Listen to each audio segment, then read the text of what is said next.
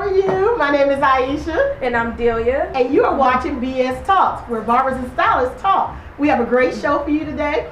We have the original OG of authors and books, Mr. Omar Tariq. We also have King Propane. He was here with us one time before, and so he's going to come and tell us what he's doing now.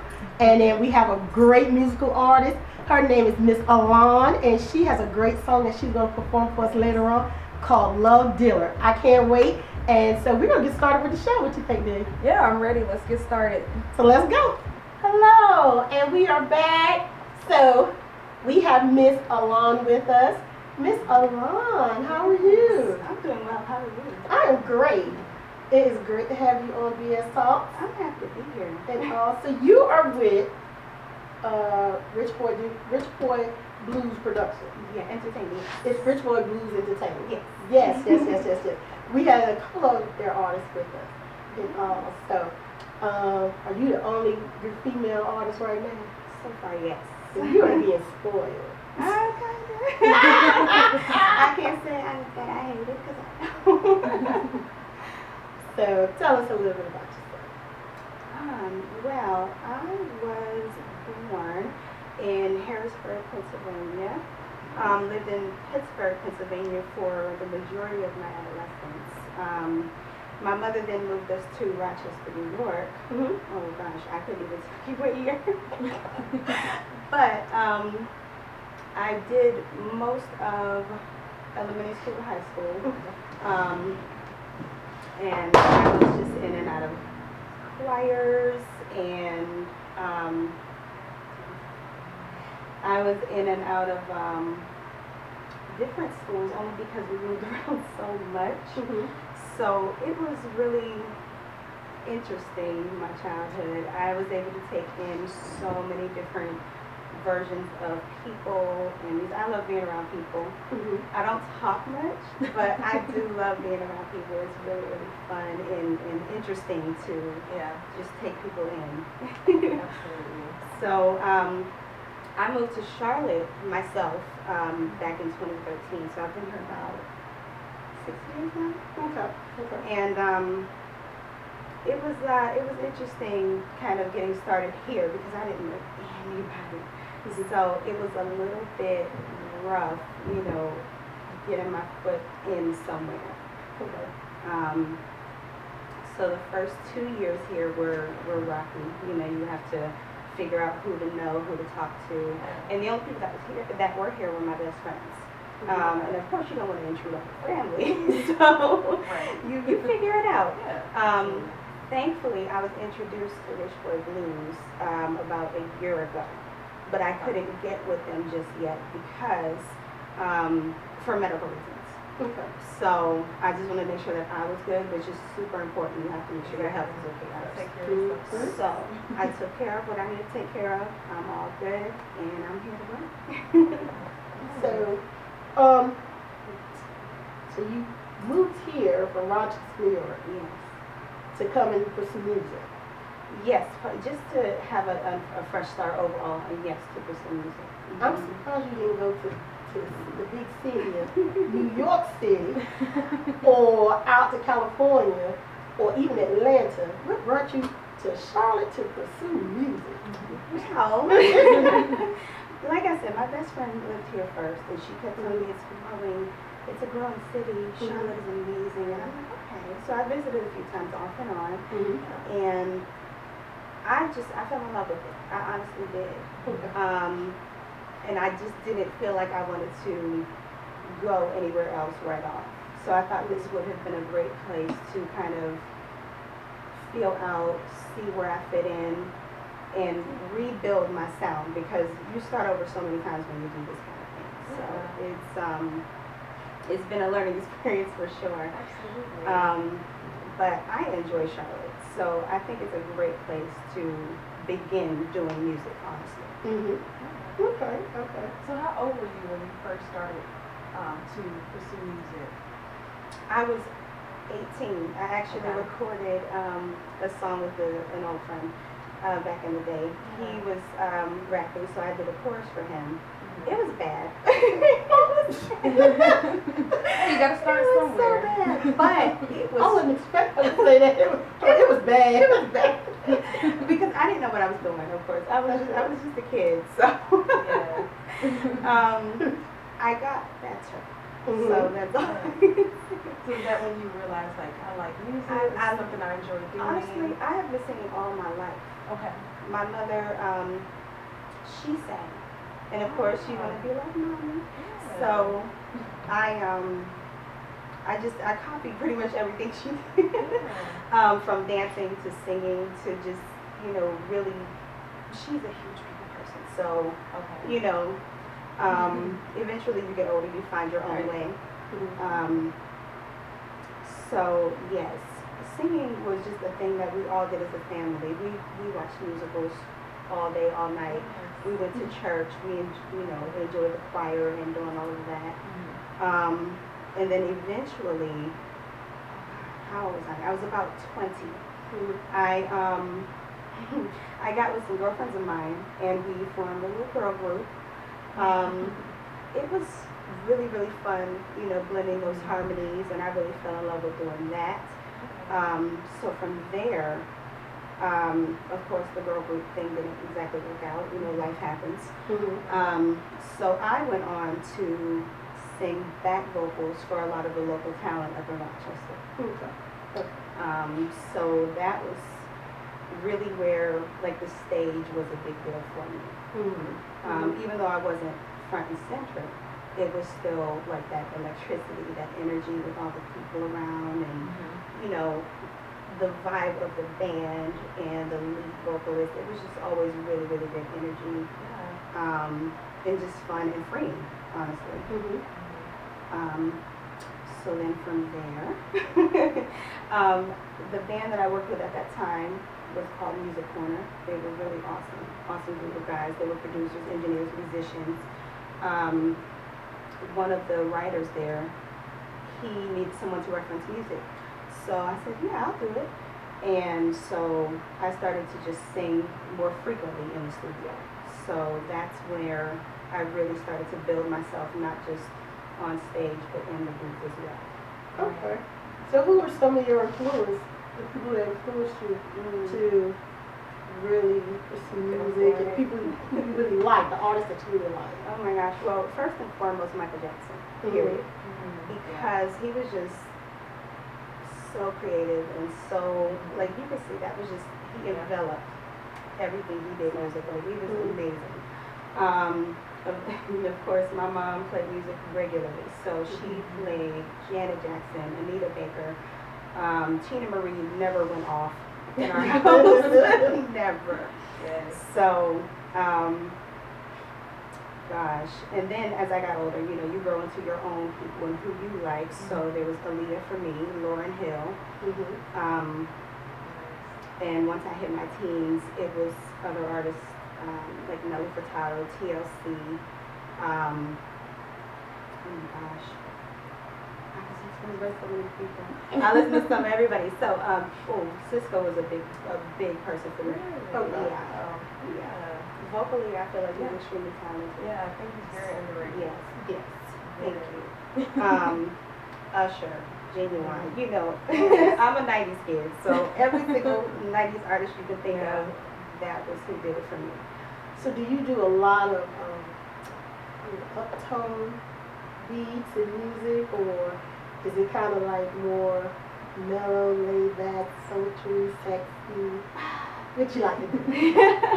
I can do up-tempo and very tropical. I love reggae music. Mhm. Love it.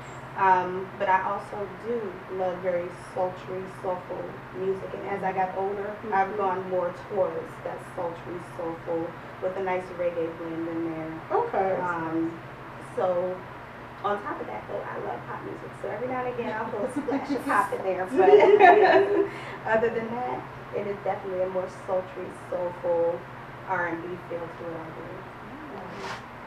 So Love Dealer, tell us how is that? How is that song? Tell us about it. Love Dealer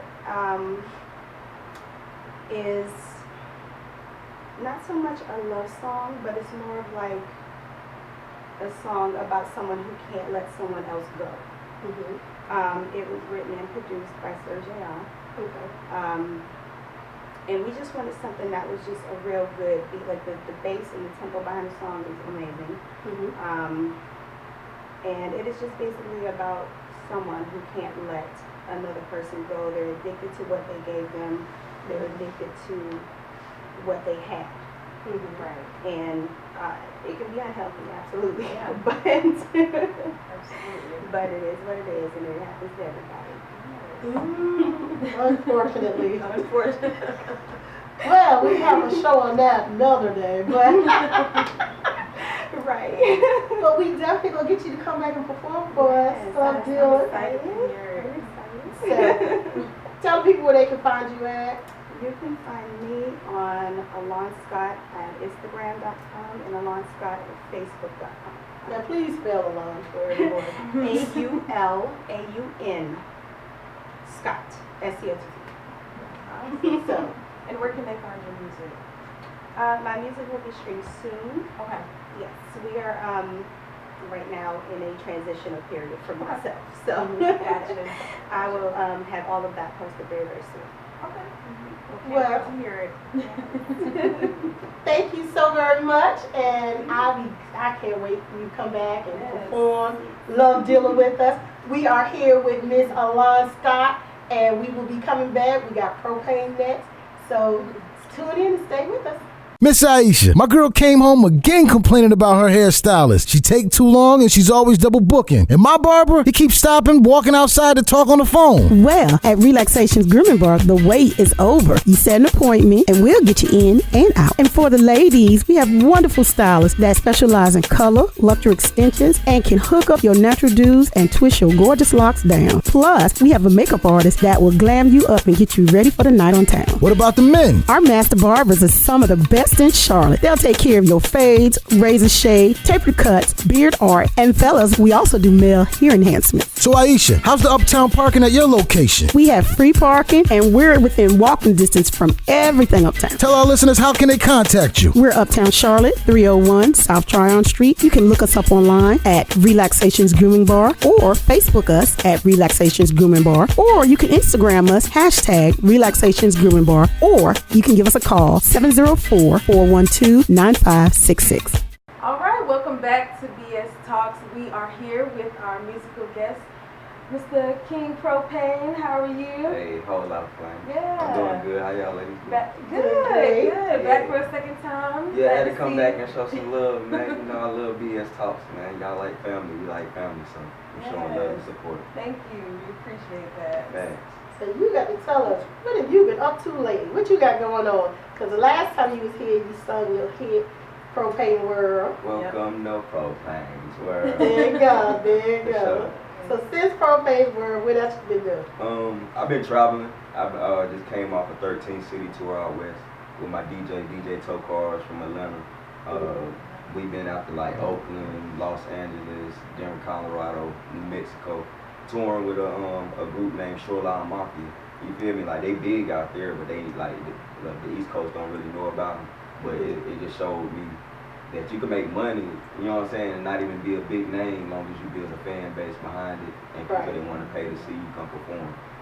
And so I've been lit, a whole lot of flames. I also won the award for best single in the city in Charlotte. Oh, wow, Congratulations. Yeah, welcome to Congratulations. Propane World. Congratulations. Yeah, a whole lot of flames at the Charlotte People Choice Award. Oh, good. Yes, I just been working. And so, I see you have your daughter in the studio with you now. Right. Yeah, she down from Buffalo. I get her every summer when she get out of school. Uh-huh. So she just comes down and she does her thing. She's into competition dancing. She's up north they do like competition dance. Uh-huh. So she dance and she be writing raps and music and everything else. So yeah, it be going up a whole lot of flames. So that is good. Have you got her recorded yet? Yeah, I got a home studio we recorded it, and we got different tracks we've done together, just positive songs. I try to keep positivity into my music.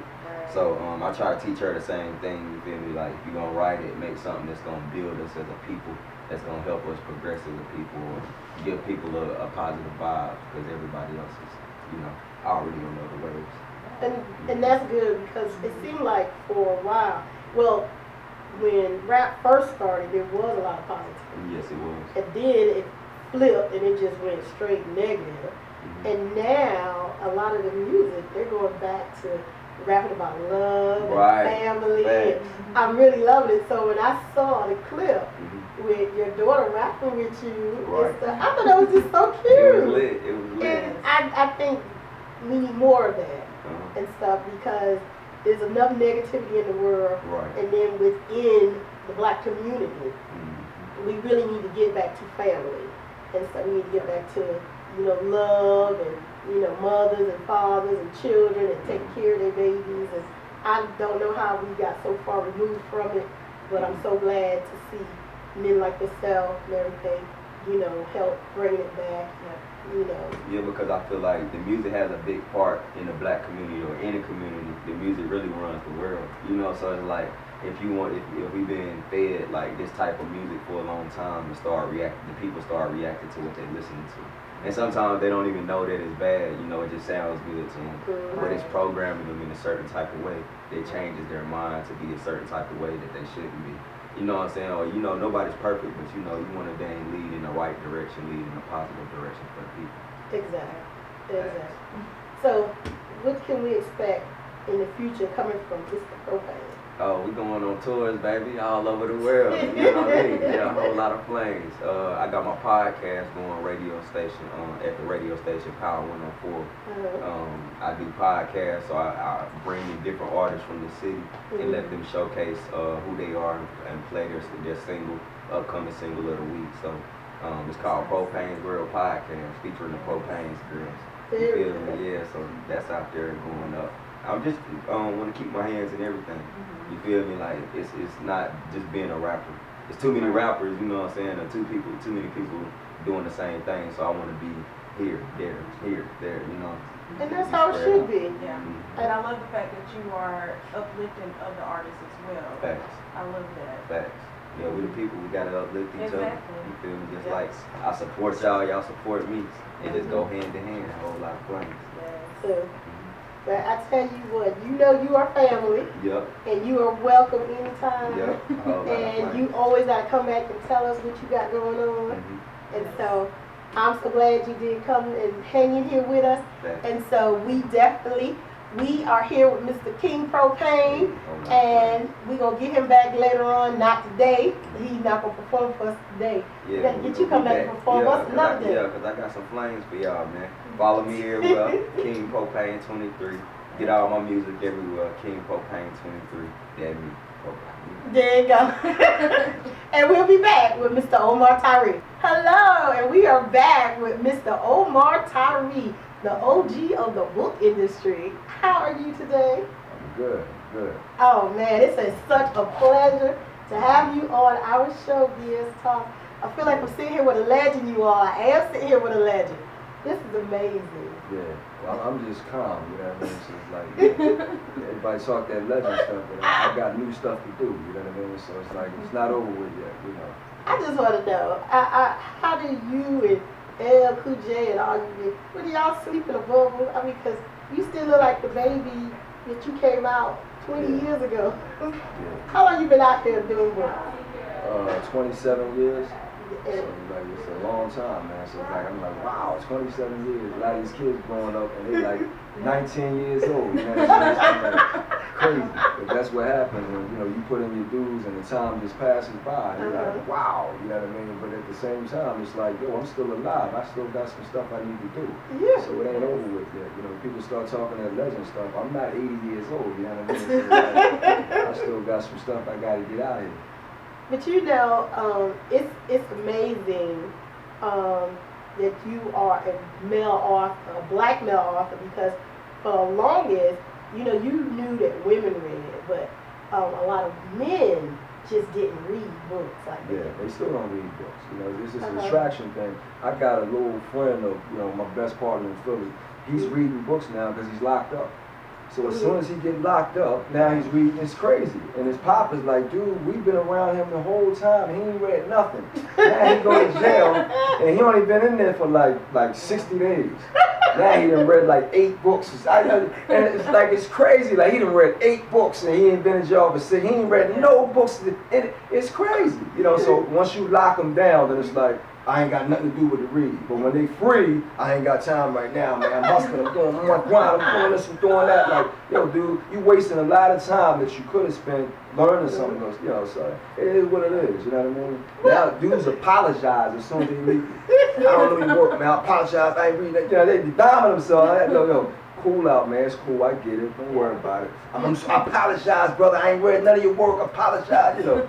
I mean, it's always, you know what I mean? But it's cool now, I get it. You But know? I honestly think you did help some of these black men start reading a lot more and everything. A lot of them, you know, I feel like you being a book author actually got them writing books as well. And stuff, because again, a whole lot of cats was in jail, you know.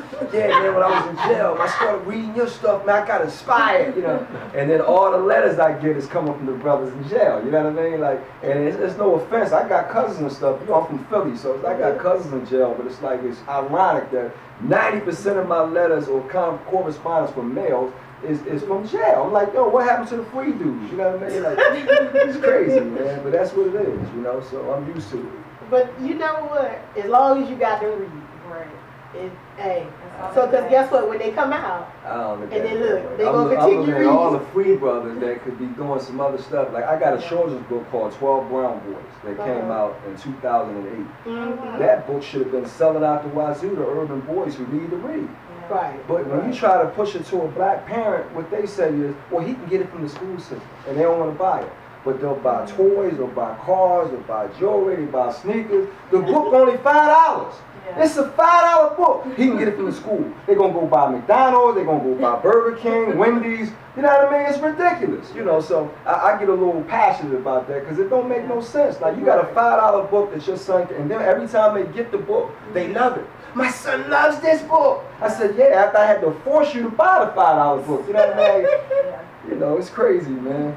But I've been living with that for like 20-something years, you know. But I still get passionate, as y'all can see, you know what I mean? But, you know, we got to get them kids reading more. Yeah. Exactly. And I can imagine it's probably even harder in today's society because Yeah, cell phones, social media. So they want to watch everything on YouTube. Right, exactly. You know, be right in front of them, like learn how to put your bike together. Isn't there a YouTube video on putting your bikes together? I'm like, whoa, come on, dude, it's right in front of you. Right, so they get directions in the box. Let's watch YouTube. Yeah. Dude, you got the directions right there. Yeah. But YouTube has an explanation. It's crazy, man. YouTube is making all that money, cuz they're making all that money when you got the directions right in the box. You can't even read the directions now, you know. It's funny, man. Yeah, absolutely. We can laugh about that all day, cuz it's funny. I had my laugh the other day. I said, you know, we are in the era of selfies where, I mean, these young people can't take enough pictures of themselves. Yeah. And I said, you look know, at me. back in the day, if we stayed in the mirror or we stayed, vanity. Exactly. You think you cute? What you doing? Nowadays, Get out the mirror. if you're not taking a selfie of yourself, and then if you complain or say something, oh, you don't love yourself, you don't like yourself, why you complaining? I'm taking a picture. I was at Howard University, and the dude has a delicatessen right across the street from Howard. And he said, man, I had to run out here and tell this girl to watch the street. She walking across the street videotaping us. He like, this girl crazy. I said, they are doing that. They walking down the street taping them. I'm like, what the heck are you doing? You know, even these things right here, I got the headphones on. When we was in Philadelphia in the 80s, you wouldn't catch me alive wearing these things because there was so much going on that you had to be alert about. You know, we had stick-up kids in Philly. So I'm like, we can't, so you can't have no headphones on and dudes plotting to get you. You know, so I'm like, anyway, so we called them Sony Walkmans back then. They were the first ones that had the headphones and all that kind of stuff. Everything was Sony Walkman. Even if it wasn't Sony, it was a Sony Walkman. But I was like, I'm not walking, headphones on. You know, I got dudes that, you know, and it's like you just wanted to be alert. You know what I mean? But now I got the headphones, everybody got plugs in. You ignoring everybody, you know what I mean? Like you ain't gonna get robbed or stuck up or nothing. But in the 80s, we were like, hell no, we ain't putting no headphones on, dude. Like you might get, but back then it was like so many people outside. We were like an extroverted community. Everybody, you go to the playground, 200 people out there. So you can't put no headphones on and ignore 200 people.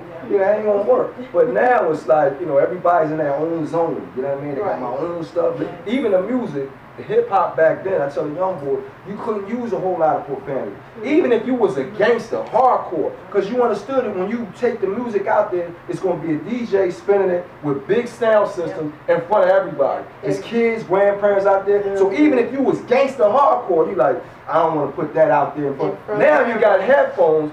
You can hear all the because it's in your headphones. So you ain't got to share it with nobody. Right. But in the 80s, we was at the playground. You put your speakers on, everybody out there jamming. So you couldn't have and the parents like, what the heck are you doing? Shut that thing down. So we automatically knew, and then the MCs had to be more creative with their word choice.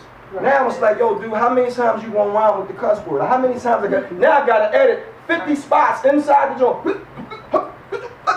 I'm like, yo, what you saying? Like you supposed to be an MC. I heard about 50 cuss words, like really, like, and I'm a writer. Like you can't tell that to me. Like, dude, you mean you can't rhyme this word with this word? This you need some more studying, dude. Like, but they get mad at you now. Like, no, man, this is my flavor, man. You got to do that for the streets. And I'm like, yo, dude, I'm from Philly, West Philly. None of this street stuff mean nothing to me, dude. Like when you talk to old heads, it's like, come on, dude, we ain't been here. I gotta do it for the streets, and I'm like, come on, man, stop it.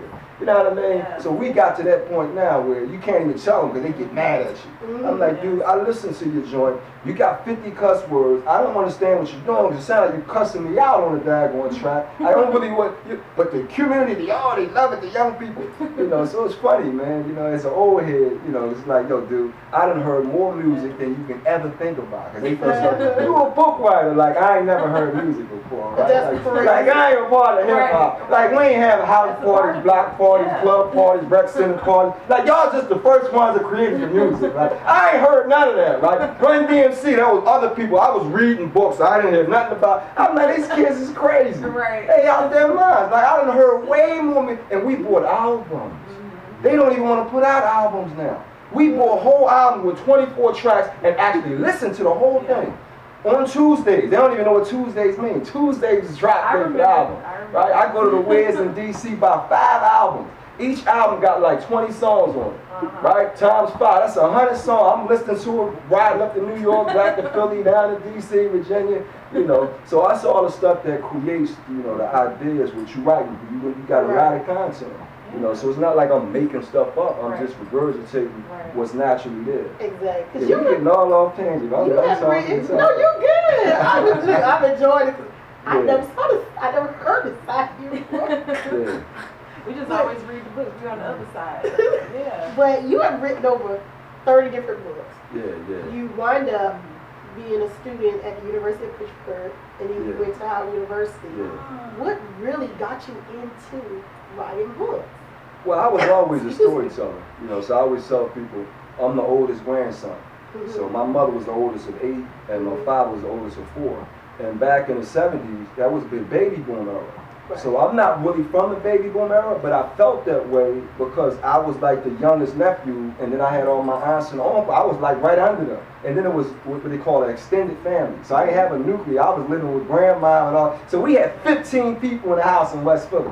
And in Philadelphia, it's row house. So we got bang, bang, bang, bang right there. So we got like 300 people, 400 people on every block. So you come outside, it's like, oh, it's like a block party. That's how Philadelphia is set up. So as the youngest dude with older people, I was getting a lot of information you ain't supposed to get as no young dude. You know what I mean? I'm saying things you ain't supposed to see. I'm hearing things you ain't supposed to hear. You know, so my ears were like this big. So I was way more mature than kids my age.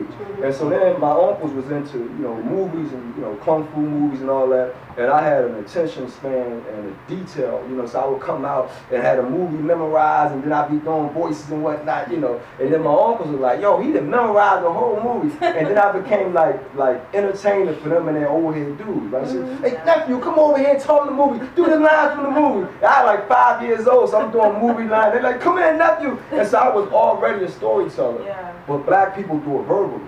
I wasn't writing it down. And when I got to college, then it was like, okay, we need you to write down who you are, where you come from. And then it was like, and I was at Pittsburgh, so I was like, okay, well, I'm going to talk about Philly and the girls and the party and the fighting. And so when I started writing it, then all that came out. And they were like, yo, dude, your storytelling on another level. Like, you know, then I got A's in English.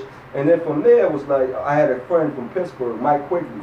And every time we had like any type of speak out or something, I always had the most to say, you know. And he was like, Omar, you since you stole so much, you need to write a book or something. And most times you do that, black people back down. Oh, no, I ain't gonna write no book. I was from Philly. I'm like, yeah, I'm gonna write me a book. Yeah. And when I said that, like the whole classroom was like, you said you gonna write a book, you know.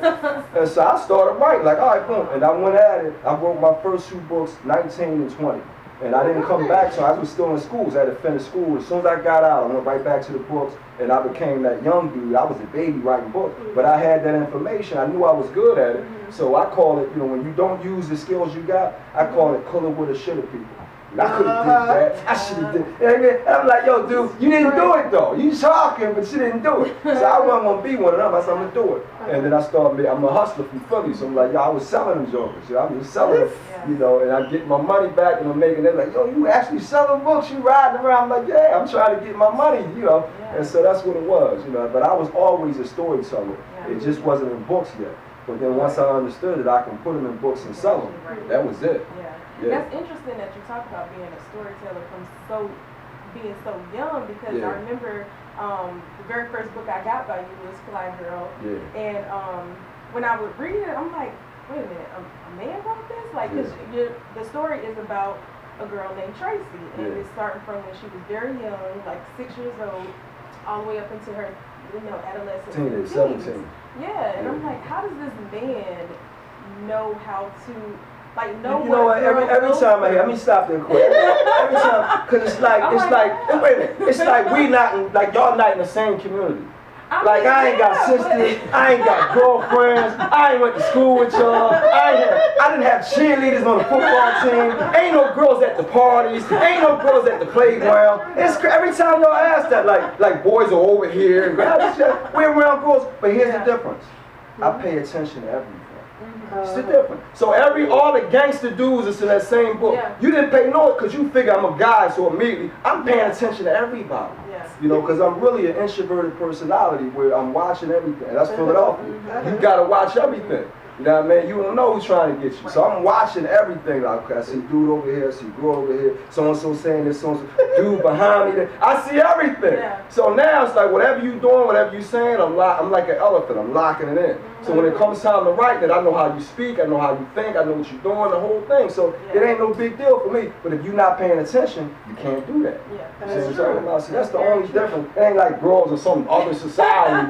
You know, so every time y'all ask me, I'm like, that's crazy. But that just shows you how much people don't pay attention to what other people are doing. You're right. That is very true. That is very, very true. Yeah, I was thinking, I was like, maybe he has some influences, like maybe.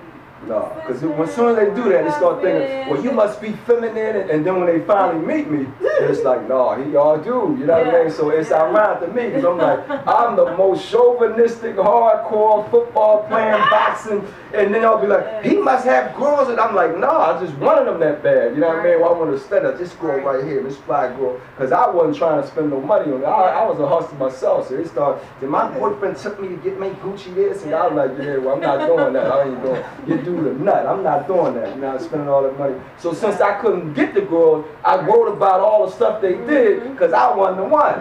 I'm like, I ain't spending the dude and take you to the Gucci shop in New Jersey and spend all his money up and go sell drugs. I'm not doing all that. I'm just not worried about it. So, but I was watching. I could see everything that's going on, and that was part of the '80s era. No era was as fly as the '80s. It's what it is. This generation. Forget about it. We had all the jewelry. We started the brand name stuff. We started hip hop. Now they done forgot. You must have forgot. We are that generation.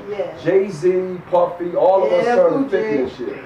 That's the original generation. That's 80s. We started all this stuff. Y'all wouldn't be wearing jewelry and hair. None of that stuff was out there. The 70s had afros and, power fit. We the ones that started materialism. The 80s generation. So that book fly, they don't even use the word fly now. You know what I mean? To elevate, to stand out. You know what I mean? To fly in the buttermilk. You know what I mean? I think the last group, the Memphis Boys, who fly, I remember that song? Yep. Yeah, they was elect. Girls don't use it at all. It's girls, y'all went way, and now it's about swimsuits now. You know what I mean? Ain't about no flying. When we was coming up, girls had layers of everything. Now it's like, nah, I don't need that. Put that swimsuit on, shake it up and down, slide up and down the pole. Now the videos are schizophrenic because the dudes walk around with all the jewelry, fur coats, hats, and the girls got, I'm like, wait a minute, is it winter time or is it summertime? Because you look at the girls, it's summertime. You look at the dudes, they got boots on, jewelry, all kind of like, but they showing you, I'm fly, I got the money. You ain't worth nothing but your body now. And that's where it changed in hip hop. So, all right, so you have sold nearly 2 million books. 3 million. 3 million books worldwide. That's Go old. ahead. That's old content. I gotta keep updating it. Go ahead. So, and you getting ready to start doing stuff with movies.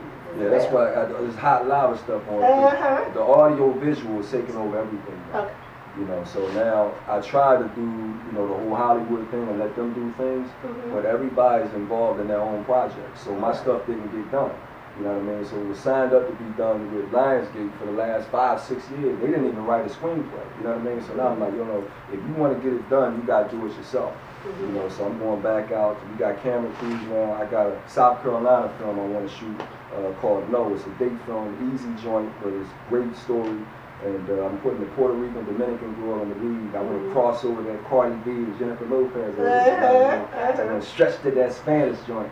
And so I got a project I'm gonna do, and then I'm gonna keep going and come back to the books, that bigger project. But yeah, you gotta make it happen. So Hot Lava, with the music soundtracks and the film, I'm coming out there, like the Tyler Perry, like the Spike Lee, like Will Packer and them, because I got that much content. And I'm getting older, so it's like I gotta make it happen now. I can't, spend more time waiting and watching. I gotta make it happen for me and all the young people that I can put on as actors and musicians and the whole nine. Yeah. Because again, my daughter, when Delia started reading books, when she started, it was so funny because during the summer, it was like they used to have summer reading like in middle and high school. And they only wanted them to read like these, it was all white authors. And Delia just couldn't get into any of those books. She was really like, Mommy, I don't like any of these books. So I brought her. I love this hard copy. Yeah, that's a classic one. Yes. So I brought her Fly Girl, and along with some other books, and she just took to it. Yeah, the word they use is relate. You know what I mean? The kids can relate because now the black culture is in the book. The black conversation is in the book. The black families. So now you lock into it more. And that's the same reason why with 12 Brown Boys, I'm a boy. I got 2 sons. I got 2 brothers. I got 6 boy cadets. I grew up all boy. And when you play football, that's the biggest boy sport out there. I had like 35 boys on the team with me. So I'm all around boys, so I understand what we into. So I wrote that book, 12 Brown Boys, 12 short stories all about brown boys. They love it because I understand what it is. I'm a boy. You know what I mean? Like I raised 2 sons, And so yeah, you write books that they can relate to.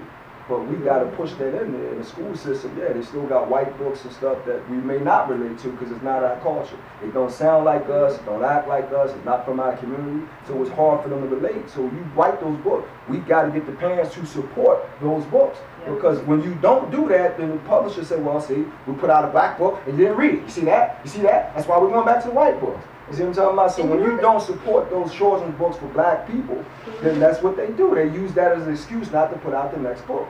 And this was the crazy thing. I never forget when I was allowing Delia to read those books because she was what, 13, 14? Yeah, she was like 13, 14 when I started letting her read. You were 13, 14?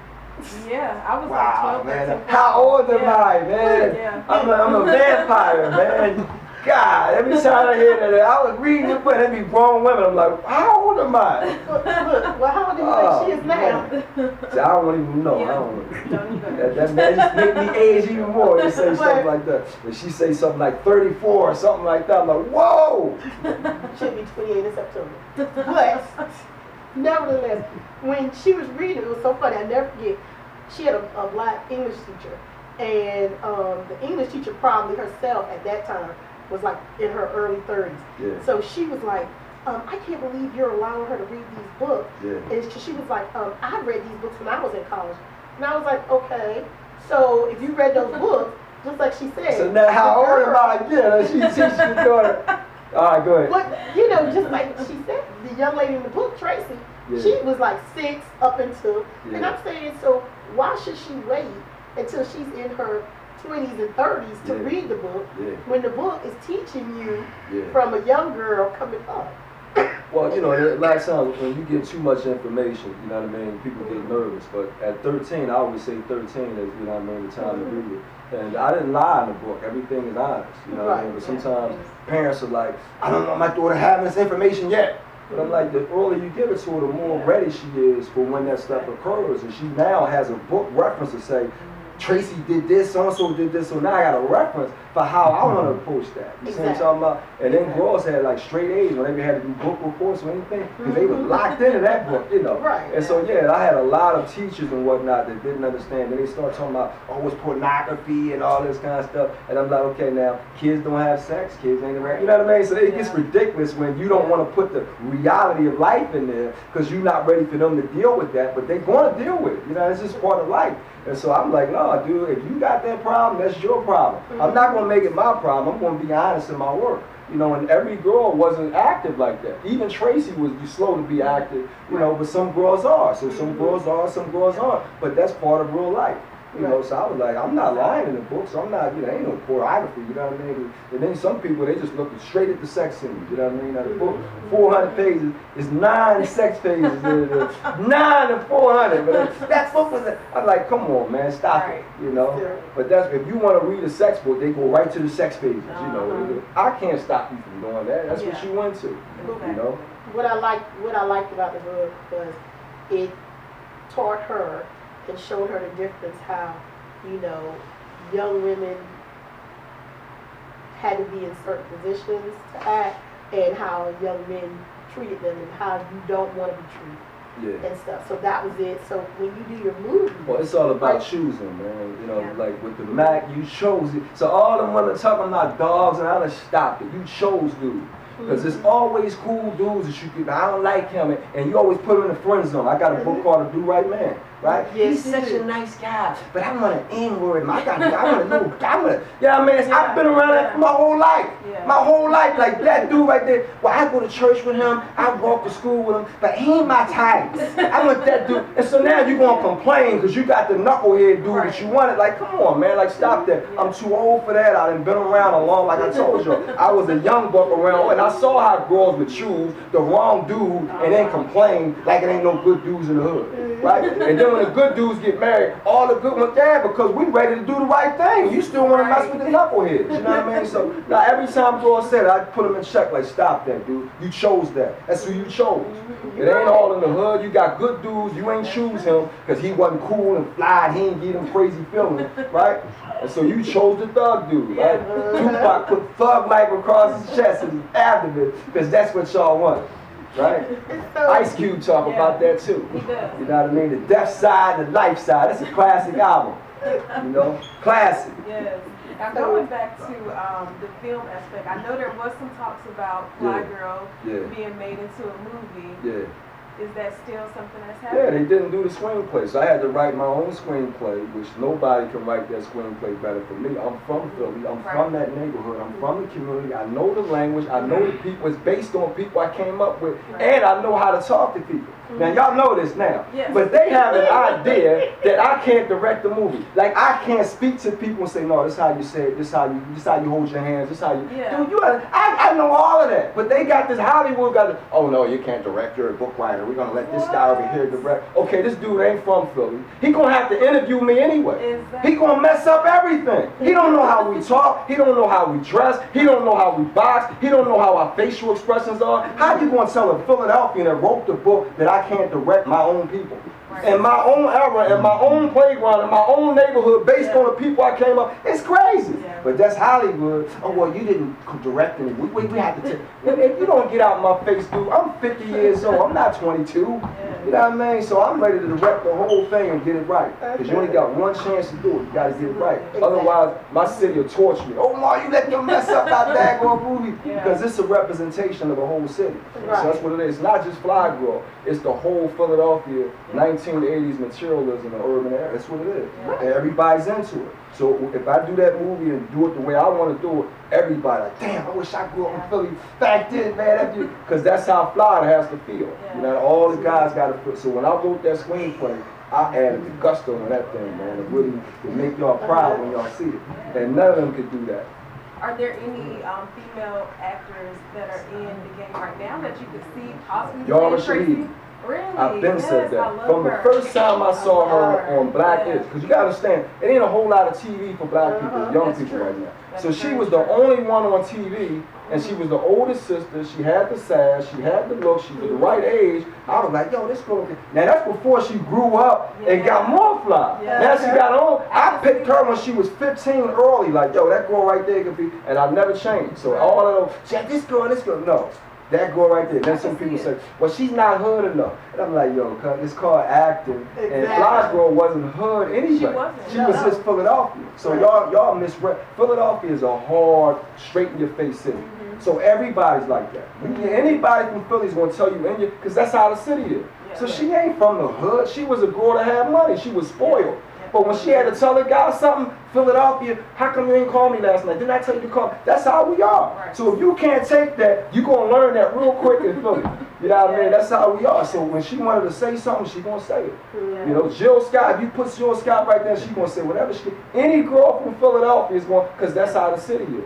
You can't be meek and quiet and silent. We don't do that in Philly. Well, You know what I mean? I know an OG Fly Girl Yeah. that you definitely, if you can get her in your movie, Oh, you yeah. gotta put Mary Oh, J. well, Blige yeah. up in there. Mary J. Blige? Mary J. Blige, that's the Okay, OG now Fly Girl. what role she gonna fill in? She gonna be somebody, she can be her mama, Tracy mama. I got Holly Berry as a mom. Seriously? Holly Berry. I can see that. Yeah. Now here's what it is. Again, I gotta educate y'all on Philadelphia. Okay. Okay. Now, North Philadelphia is the most traditional black poverty area, but you can still have kids that grow up and feel that are beautiful. What happens is, if I see a beautiful girl in high school and I want to move on up, I'm gonna grab me a light-skinned North Philly girl and move it in Mount Airy, and that's what happened. Those neighborhoods, which I'm breaking down, West Oak Lane, Germantown, and Mount Airy, were 3 neighborhoods that black people moved on up to.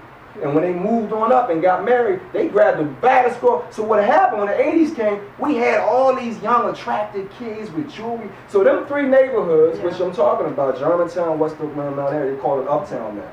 We were the flyest in the whole city of Philadelphia. Because now you got people that can go to Catholic school and get their teeth fixed, get their hair fixed, all that because they had the money. So now we spend it, and if you do that in Mount Airy, now every girl like, you ain't get your hair done. So now you got competition. Now in North Philly, where you still poor, it's like, hell, we all poor. We ain't got to do that. In West Philly, where you still poor, in South Philly, Meek Milltown, where you still, but you move up to Uptown, everybody like, girl, you ain't get your hair done, you ain't get. So I was in that's the Fly Girl area. So when y'all see the movie, I already know that. How come everybody look all fly? That's the era we talk about. So don't think you're gonna see some movie where we look in the hood. No, not in that era. In that neighborhood, everybody getting their hair cut every week. And of course they call it the Philly fade, right? right? Because we had the block, the everything. We was the masses at it. Yeah. Even New Yorkers were whooping, man, hair all over the place. And Philly, we looking like, what the hell wrong with New York? You get a haircut, dude. Like, get a haircut. As they come down to Philly, yo, we gonna cut all that New York stuff off, give you that a faded haircut. Because that's how sharp we were. Yeah. You know what I mean? So Philly was that, we was the real superficial. In fact, New York, they used the word fly, but they would use a different way. Her attitude is fly. In Philly, if you didn't have the jewelry in Philly, if you didn't have no, you ain't fly, you just look good. She bad, but she a bum. She bad, if you was fly, you had to have the gear. That's how Philly, and New York knew that. You came down to Philly like, no, if you ain't got the gear, you ain't fly to us. You know what I mean? You just look good. You need to get some dude to put some fly stuff on you. I'm gonna upgrade you, right? You know what I mean? I'm gonna upgrade it. But she just look good. She ain't fly. She a bum right now. But I'm gonna go ahead. So we had that a whole nother level. You know what I mean? And then Philly was the first tour city. Because if you from New York and you doing shows, that ain't no tour. Philly was the first city they came down. Like, yo, we going to Philly to have a party. So all the hip hop, the world show, were in Philly first. Run DMC, Houdini, LL Cool J, all them dudes came to Philly first because that was the first tour city that was ready like that. You know, and then the DJs, our DJs putting everybody the same. Jazzy Jeff, right? I know y'all know him from the Will Smith. Dude, he was world renowned on them. They would, even a New York dude, like, yo, dude is a monster. Because we would get the records in Philly and spin all the records, and then they was doing the MC stuff. But the DJs, Philly would shut it down, like, dude, because we was into that, killing it, like, and then once we had all them parties coming out, we had more parties in New York. We put the speakers out there in the playground, and so they was always coming down to Philly, like, yo, we going to Philly. You know what I mean? We gonna get love in Philly. So how soon do you anticipate the movie Fly Girl coming out? When do you expect that? I wanted to work on it this year, but if we can get to it next year, then we're looking at what, 2021 with it coming out? Okay, so the movie that you're casting for now, that movie you're looking at to come That's out. coming out next year. That's coming out next year. Yeah, definitely. I got to get something started. You got to prove your stuff. You know what I mean? So you got to prove that you know what you're doing and get in the game. So you plan on being, I hate the reference, the next Tyler Perry. You know, the movies back to back? Yeah. 3 and 4 films, you know, or year rather. But my stuff is definitely different, you know what I mean? Of course. I ain't got the church people in it. This ain't for the church, man. He from the community, yeah. You got that, you know, it's a different feel. But at the same time, though, I think like a lot of the readers and writers, they went to that whole, you know, negative urban thing where it's like everything is gangster. And I'm like, I'm not trying to do that either. Because we got other things in our community that ain't all gangster. Right. You know, but now everybody want to do the gangster movie. I'm like, yo, dude. So this is a date movie. Right. That's cool black people. That's regular personalities. You see what I'm talking about? Anybody ain't no gangster. Of course I got a weed man in there selling some weed. But he's only one character. Yeah. Everybody ain't selling weed. Right. Everybody ain't getting high. You know what I mean? So it's like you got to understand the balance of our community. You know what I mean? And I understand that because I've been there for so long, you know? Right. And so yeah, the balanced movies where you do everything and not just gangster stuff. Okay. Yeah. So I was listening to an interview the other day that they did with Marlon Wayans. And the Wayne, you know, the Wayne was living out there for a long time. And he was saying how they're giving like black producers and movie writers and stuff a hard way to go with putting movies and TV shows on. They'll, you know, put them on and then they kind of like take them off and stuff. He was saying right now, Netflix is just showing him mad crazy love. Mm-hmm. And he was saying that he did a movie on Netflix called Naked. Yes. And he was saying that became like the #1 movie. He said he made more money. Well, you put me in off touch of with him Naked. because I don't have that Netflix conversation. Yeah. You know, I'm going theatrical. Because I was but going to I can ask you, for Netflix. that's what I was going to ask you, would you even think about or Well, consider again, they giving him love. You need the connection because Netflix is not like you just gonna call. Hey, Netflix, I'm Omar Tyree. I got, you know, you gotta have an inside dude there. So your dude is like that, and now that's where is he gonna try to hold it, or is he going, yo, Omar, let you win? But I said, look, dude, I give you some points on it. You know how a game works. I give you a point, but sometimes when black people get in position, you wanna hold it. You know what I mean? Because that's your money. You know, I get it. I'm a hustler too, but that's how sometimes it can work. Where he forget my phone number, he don't call back, you know what I mean, stuff like that. Because he like, no, Omar gonna take my money. You know what I mean? Where, you know, you counting dividends like that. It seems like a lot. What's the? But I don't have the Netflix contacts, you know what I mean? but people talk about them all the time. That's immediately come up. Netflix, and I'm telling you, they can't do everybody's movie. This is not. You can't have a million people at the door thinking something will happen. Right. You know, I tell people that all the time. But I want to be theatrical. You know, and I ask people all the time, would you rather see Fly Girl in the theaters or on TV? Wow. I wouldn't mind seeing them both. You know? Well, this is what you gotta understand. If it's in the I movies, love time out. If it's in the movies, it's coming to TV. It's like I keep telling people, like, there ain't no movie that ever came out that don't end up on TV because they gonna buy the rights to put it on TV. So I'm gonna ask you that question again. Do you have Fly Girl just on TV and never make the theaters? Would you be satisfied with that?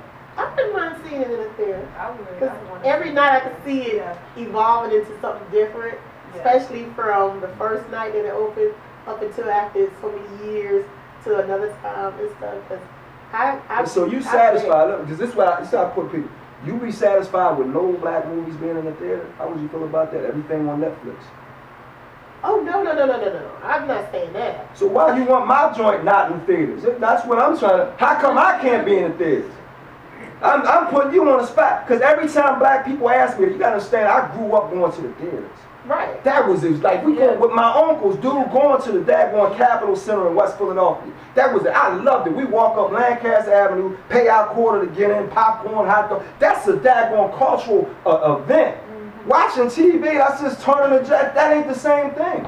The red carpet going to the, even now, you go to the AMC or whatever, the Regal, and everybody in there buzzing, and then you got the dates and all. That's an event. That's the next level, man. But you just on TV, it's like, okay, now you gonna come. Imagine being on a date. Imagine you going on a date, and the guy gonna take you to dinner and a movie, or he just say, come over to my house and watch. Which one you want?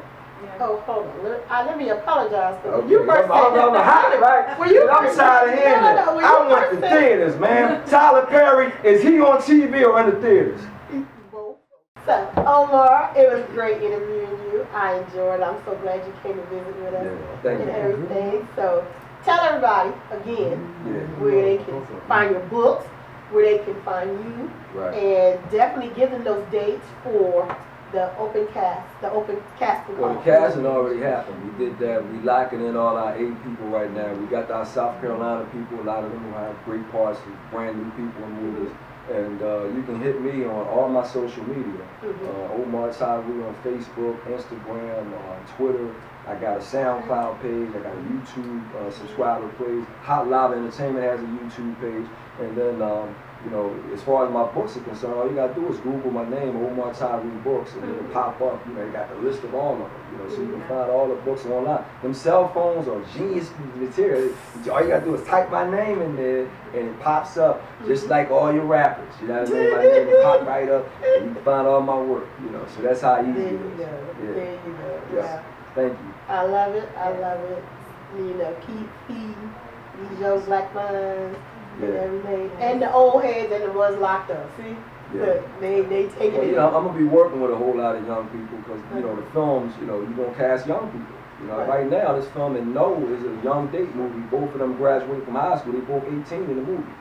So I'm casting young people. Well, I think both of the actors are 20, but they playing 18. But they look, you know, what I mean, 16, 18. You can do that. And so I'm gonna be working with young people anyway. The whole cast for Fly Girl is gonna be young.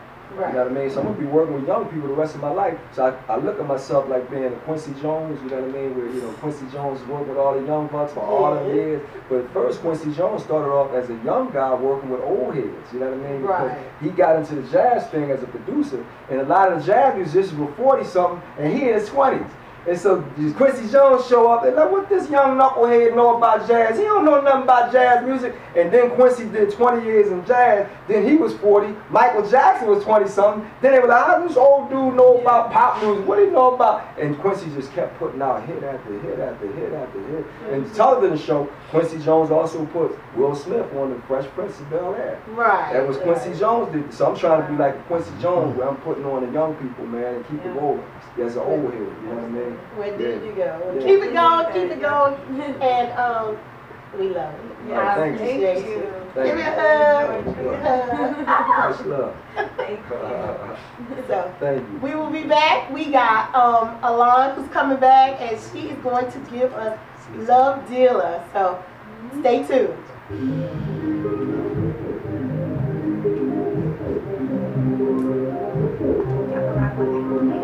I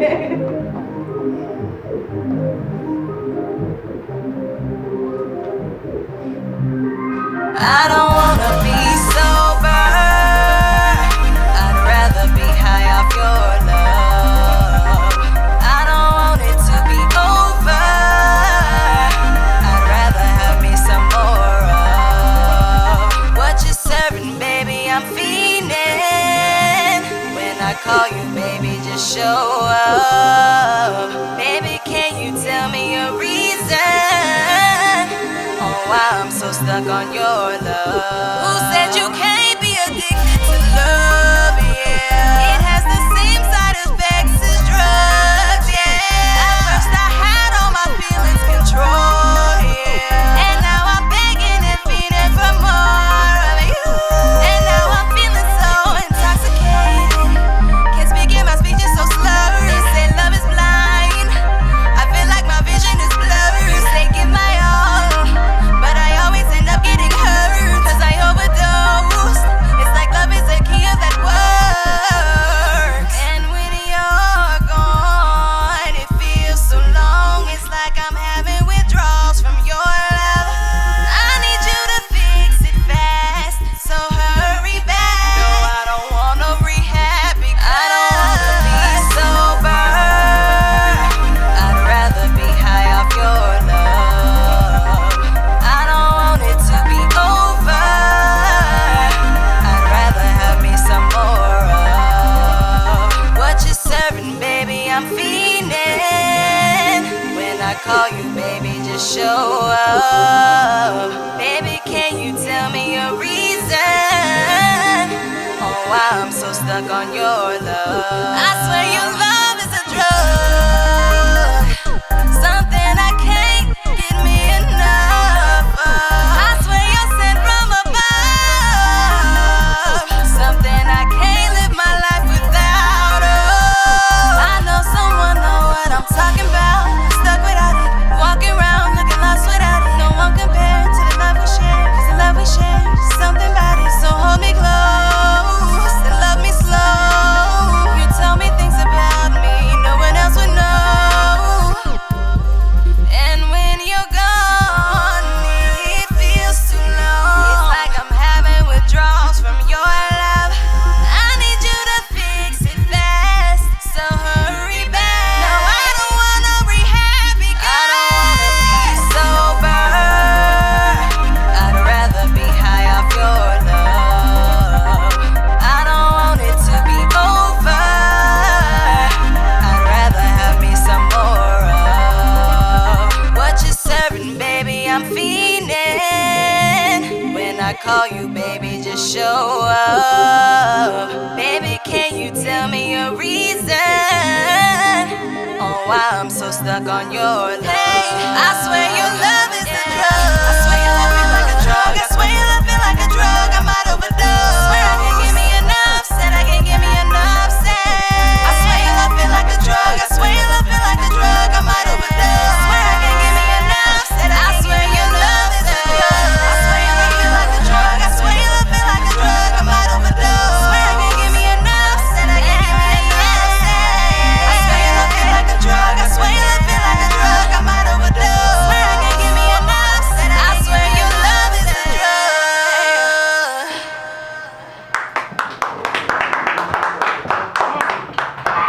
Ah, you sounded so great. You guys definitely thank you all for watching BS Talks. We want to bring back everybody. Propane, Omar, come on. And again, Miss Alon, Love Dealer. If you love that song, please check her out on Instagram and Facebook. And look for her. We got King Propane. Tell them where they find you again. King Propane 23, all social media platforms. And we got Omar Tyree. We can't let this brother go. Tyree on all of it. Yeah. So, Delia, anything? And that's our show for today. Thank you.